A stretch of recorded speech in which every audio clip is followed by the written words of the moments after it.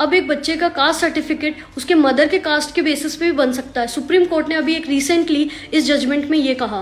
तो पुडुचेरी की एक लड़की को अपनी पढ़ाई कंटिन्यू करने के लिए एक कास्ट सर्टिफिकेट बनाना था, बट प्रॉब्लम ये थी कि उसकी मदर और फादर दोनों अलग अलग कास्ट से बिलोंग करते थे।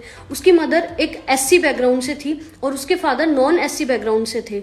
बट उसकी मदर का कहना ये था कि जो बच्ची है उसकी परवरिश एससी बैकग्राउंड में ही हुई है, वो फादर की साइड में वो बहुत कम रही है, उसकी परवरिश वहां नहीं हुई है। तो वो चाहती थी कि उसका जो कास्ट सर्टिफिकेट है वो मदर की कास्ट के अकॉर्डिंग बने, ना कि फादर के कास्ट के अकॉर्डिंग। बट गवर्नमेंट रूल्स के अकॉर्डिंग बच्चे का जो प्रमाण पत्र, जाति प्रमाण पत्र या फिर कैटेगरी सर्टिफिकेट होता है वो फादर के कास्ट के बेसिस पर ही बनता है। तो ये अथॉरिटीज ने ये सर्टिफिकेट देने को मना कर दिया। फिर ये मामला गया मद्रास हाईकोर्ट में। मद्रास हाईकोर्ट ने एकेडमिक फ्यूचर को देखते हुए बच्ची के उस सर्टिफिकेट को अलाउ कर दिया और आदेश दिया कि उसका सर्टिफिकेट एससी बैकग्राउंड मतलब कि शेड्यूल कास्ट कैटेगरी का ही बनना चाहिए।